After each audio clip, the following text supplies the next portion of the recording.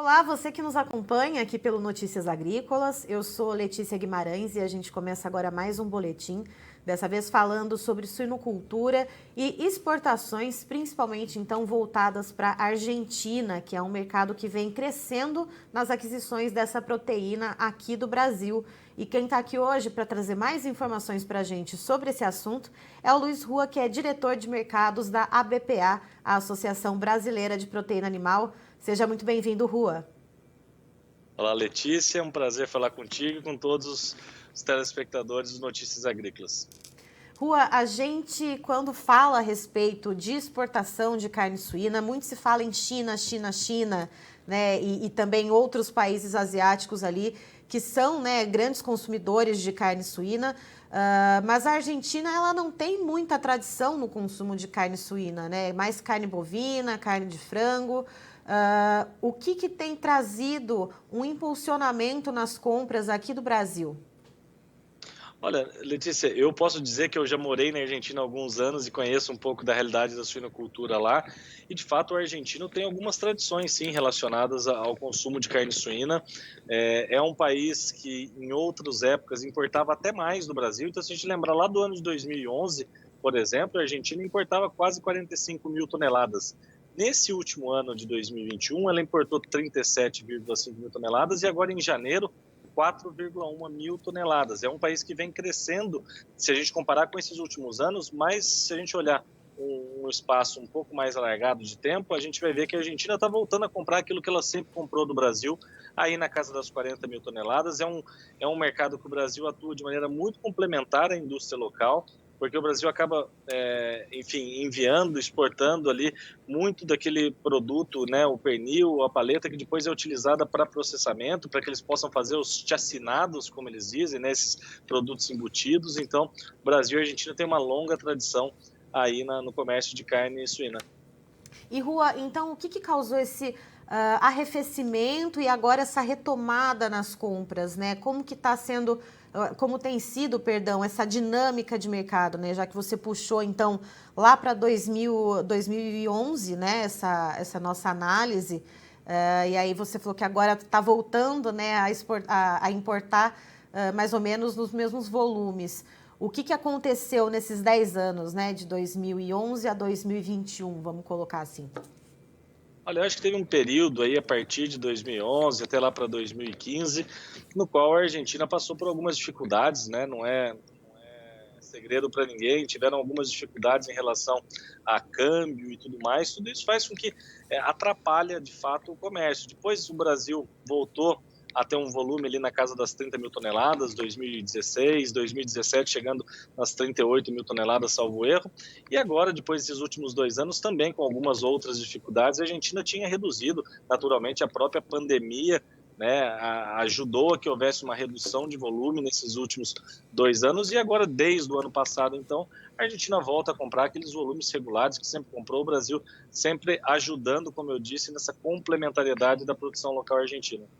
E falando em produção local, Rua, como que funciona, né, essa produção lá na Argentina? Você disse que eles importam aqui da gente os cortes como pernil, paleta, que são, quando chegam lá na Argentina, que são transformados, né, em outros produtos mais tradicionais consumidos por lá. Qual é, então, essa diferenciação entre a produção de carne suína brasileira e argentina? Não, eu acho que aqui é mais o conceito de complementariedade, né? Ou seja, como para esses produtos, os produtos embutidos, as linguiças, se usa muito desse pernil, dessa paleta, acaba que a produção local, às vezes, acaba não tendo condições de prover, né, na quantidade e na qualidade necessária para esses produtos. Então, o Brasil entra de maneira complementar à produção local, oferecendo grande parte do que nós exportamos, vai lá para a Argentina para que eles possam fazer esses produtos. Aqui eu não vejo que haja uma grande diferença, é mais simplesmente uma questão de uma necessidade adicional para que eles possam. É muito tradicional, né? Quem já foi na Argentina, para além do churrasco, tem as famosas picadas, né? Que são uma espécie de mesas de frios que se coloca antes dos churrascos, das parrillas.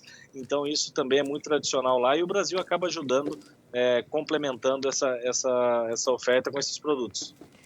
E, Rua, pensando então nesse consumo, né, nessas exportações de carne suína brasileira aqui então para a América do Sul, a gente tem atendido bastante a Argentina, Chile, Uruguai. De que forma esses países se posicionam, né, e quais foram as mudanças de lugar no ranking ao longo desses 10 anos, né, já que você começou puxando, né, essa análise, então vamos trazer essa década, né, para cá. Eu acho que o Chile, de fato, é um país que aumenta bastante as suas importações de produto do Brasil. Importante lembrar, o Chile também é um competidor no mercado internacional, mas o Brasil também complementa muito de uma oferta, de uma necessidade chilena. Só para você ter uma ideia, Letícia, no ano passado foram 61 mil toneladas, isso é um acréscimo de quase 40% em relação ao ano de 2020. Quando a gente fala do Uruguai, a gente está falando de um acréscimo de 9%, o Uruguai comprou 42,5 mil toneladas do Brasil. Enfim, são países que têm, o comércio tem de alguma forma reaquecido nesses últimos anos, o que é muito bom para o Brasil, para que a gente possa exportar cada vez mais produtos de boa qualidade. São produtos, né, no final das contas, quando a gente fala da Argentina, a gente está falando de um pernil refilado, um produto de valor agregado. Então, são produtos e mercados que a gente quer desenvolver cada vez mais, naturalmente respeitando as condições locais, mas aonde a gente puder atuar de forma complementar a esses países, né, a esses produtores locais, é a nossa ideia, atuar de forma bastante complementar a eles. E pensando, então, nessa situação que a gente tem hoje, da China se recuperando, né, recuperando seus plantéis, a gente vê preços mais baixos da carne suína lá na China. Esses mercados aqui da América do Sul, a gente está falando especificamente de Argentina, mas vamos ampliar um pouquinho, né? Esses parceiros que estão aqui ao nosso lado, eles têm um potencial para a gente ampliar os nossos volumes exportados? Como que a BPA tem trabalhado junto a esses mercados? Eu acho que sim, há sempre potencial e a gente vai, né, como eu falei, trabalhando de maneira complementar. Naturalmente, os volumes que a gente exporta para a China são volumes numa escala bastante diferente desses mercados, né? A gente está falando que no ano passado a gente exportou para a China 533 mil toneladas, que é um volume praticamente aí mais de 10 vezes maior do que o volume exportado para a Argentina, quase 10 vezes o volume que a gente exportou para o Chile. Então, a gente vem trabalhando com outros mercados. A China não deixa de comprar, tem comprado, talvez não na mesma velocidade, com os mesmos volumes que comprava anteriormente, mas tem comprado aí na casa das 30 mil toneladas mensais, o que é um volume bastante significativo. A gente vem trabalhando pela abertura de outros mercados, trabalho lá com o Ministério da Agricultura, também o Ministério das Relações Exteriores, para que a gente possa ter mais oportunidades de venda lá fora. Hoje nós acessamos 95 mercados, a gente sabe que tem uma restrição religiosa em relação à carne suína, então talvez a gente nunca vai chegar nos 143 mercados que a gente exporta carne de aves, mas se a gente conseguir acessar nos próximos anos mais 5 ou 10 mercados, isso naturalmente ajuda na composição aí das nossas exportações. Certo. Rua, muito obrigada pela sua participação aqui com a gente no Notícias Agrícolas. Você e toda a equipe da BPA são sempre muito bem-vindos para trazer, então, para a gente essa visão de mercado, né? O que a gente tem para poder explorar nas exportações das nossas proteínas animais. Obrigado, Letícia, e um bom carnaval a todos.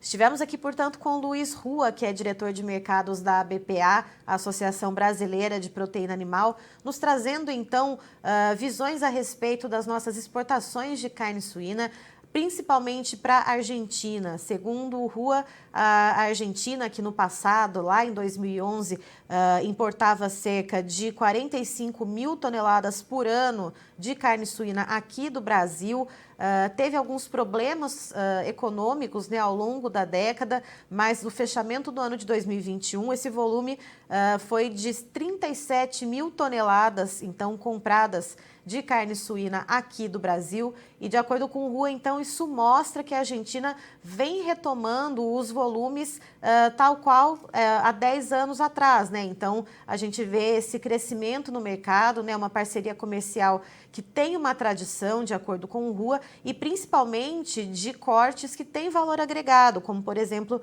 o pernil e a paleta, que quando chegam lá na Argentina eles são então beneficiados para se transformarem em produtos que são tradicionalmente consumidos no país. E de acordo com o RU, a gente tem potencial sim para crescer nos mercados, principalmente falando aqui da América do Sul. A gente atende bastante Uruguai, Argentina e também o Chile, principalmente o Chile. Então são parceiros muito importantes aqui para o Brasil e a BPA, claro, vem trabalhando para poder acessar outros mercados. O RUA ressalta, né, que por questões religiosas a gente tem uma certa diferenciação entre a carne suína e a carne de frango, por exemplo, em que a gente acessa mais de 140 países. Isso fica um pouco mais restrito no caso da carne suína, mas ainda assim a BPA está trabalhando ativamente para conseguir acessar outros mercados, ampliar os já existentes e a gente continuar então levando a carne suína brasileira de extrema qualidade para outros países. Eu encerro por aqui, daqui a pouco você tem mais informação e o Notícias Agrícolas está há 25 anos ao lado do produtor rural.